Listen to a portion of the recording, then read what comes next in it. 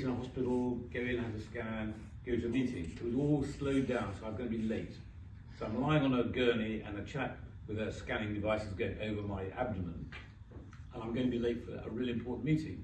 And he keeps going over the same place. And I think, there's obviously something wrong with the bloody machine. So I said to him, is there something wrong with your machine? He chillingly said, no, not the machine. And actually, whilst he was examining my bladder, he found that I had got kidney cancer. So completely, I was very surprised, but it wasn't what he was looking for. It had nothing to do with the symptoms I was in there for. The chap just happened to spot it while finding there wasn't anything wrong with my bladder. Then you get, and those of you who suffer cancer will then know what happens.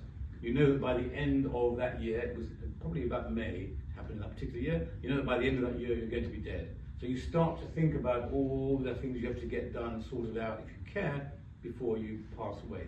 It's just 2015, just to keep the story happy, so you don't have to worry about anything here. And actually, there's a slight Lord Lieutenant bit that comes into it, because the day before I went into hospital to have my kidney taken out, by which time I'm so cross with all the things you have to go and fill out and so on, I've begun to stop worrying about myself quite so much and just worry about the whole bloody thing that's going to have to happen. Again, I think something that many of you here this evening will recognise. But as Lord Lieutenant, my last task before going to hospital was to receive the Queen and the Duke of Edinburgh, the late Queen and the Duke of Edinburgh, at a church. It doesn't really matter what it was, but a church in Chelsea, a Scottish church. It's a really complicated event. Normally, people like that arrive, I receive them, I present them, they do various things and go away again. This one was amazingly complicated. There were about 9 different things happening involving children and animals and preachers and etc. And I'm focusing on all of this, and eventually it's time for them to go. Everything's worked out perfectly, and we're standing on the red carpet. They've said goodbye to everybody. I'm about to say goodbye to them, and then we'll go back to my office, get changed out of this uniform, into my clothes, go home, get packed, off to hospital the next morning. So I've just said goodbye to His Royal Highness, and I'm shaking the hand of the Queen, and we're saying goodbye to each other, and I start to think she'll be gone in 4 minutes. I get back inside, say goodbye to everybody, get in my car, get back to the office, get changed, get home, get packed, get a good night's sleep, and tomorrow, God willing, I will survive.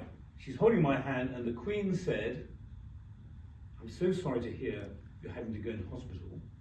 I do hope that everything works out okay for you. And it's not just somebody saying it, it's the Queen, and she isn't just saying it, she's actually holding my hand. And the impact that had on me, it's obviously not the reason that I was cured, but the impact that had on me was so amazingly positive. So the psychology, I've gone from 5 weeks earlier thinking I'm going to be dead by the end of the year, to having Her Majesty holding my hand and wishing me well. I spoiled it by then saying, well, that's wonderful of you to say, ma'am, and next time I see you, I'll have fewer kidneys than you do. And I think, why on earth did I say that? So that's the sort of sad bit of the psychology. So I'm very, very sympathetic, straight empathetic to those of you who have suffered cancer or know people, and I know that awful feeling when you think, that's it, it's all going to be over. Anyway, I have my kidney out. I then had to go, and it's obviously a success, and I had to go to America for a board meeting, probably about 10 days later. So I fly to America, I get there on a decent time, get a good night's sleep. In the morning, I get up feeling absolutely on top of the world. I'm getting dressed, and I found a lump on my back. Suddenly, I knew I was going to be dead by Christmas. I shouldn't have been so cocky about this whole thing. I get dressed, I'm so fed up. I text my doctor back home, and say, I found a lump, I need to see you. He texted me back and said, when are you coming back? I tell him by text. He said, well, okay, I'll see you in 2 days' time when you're back in. And I trudge into the office for the board meeting. I sit around at the board table. Now, people tell me this is what board meetings are like for everybody, but it wasn't my normal experience. I can't concentrate on anything that anybody's saying. I look at the screen, it doesn't mean anything to me. All I can think about is this bloody lump and how awful this was. I'm very hot. I was hot anyway, and the room was hot. So about 11 o'clock that morning, I get up from my seat to take off my jacket because it was so hot. And I'm thinking, while I'm doing that, I just feel this lump. And it had gone. I couldn't find it. It was, of course, my shoulder blade. I mention that because this is the psychology of cancer. You think, well, I've actually survived, but you know what? It's not going to last. I'm sure I'll be dead by Christmas. Anyway, that was some years ago. Put that into one bag for a moment, because because thinking about what we're talking about here today is about how that experience can be for everybody. They can be diagnosed early, hopefully on purpose rather than by accident, and they can be saved. Put that one side for a moment. So I want you just to think a little bit about what else we've experienced here this evening, and what we've experienced, those of us who know Red Trouser Day and the things that have been done, but also the penguins, what we've experienced. Because there's something else that I need to share with you, I need to talk about, which is, I guarantee that when you go home this evening and turn on the news, there'll be somebody banging on about something negative.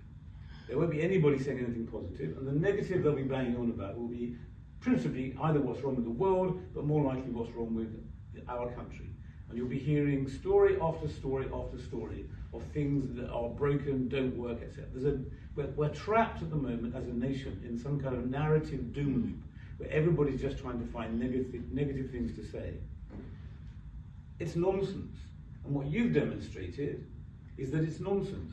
This country is wonderful. It's full of people like you, like us, who care about everybody else. They're trying to make the world a better place, but getting on with your own lives and so on, and not banging on about things that are wrong all the time. But for some reason, those stories don't get heard. That narrative is not at the moment commanding the attention of the audience. Instead, it's negative, negative, negative. Now, why doesn't it get heard? Because we don't speak out.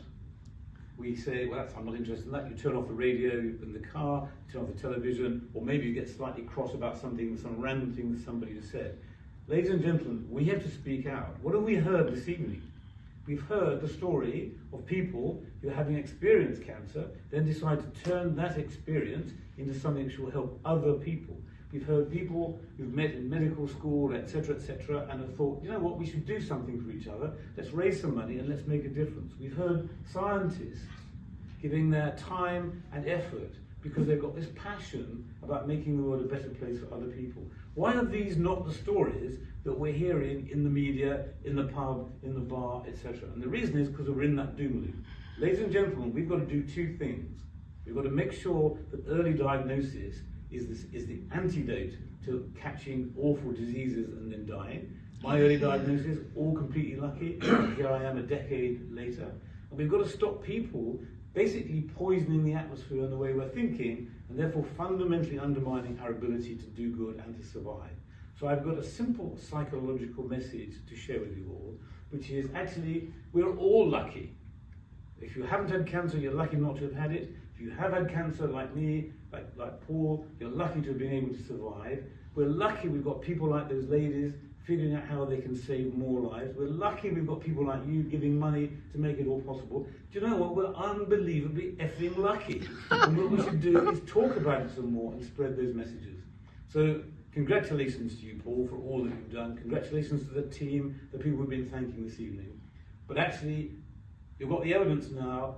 Go out and tell as many people as you possibly can what you've heard about this evening, what the stories are, and when they start to say, oh, but the NHS, just slap them in the face. Don't let them go down that path because they're wrong. Thank you, thank you, thank you.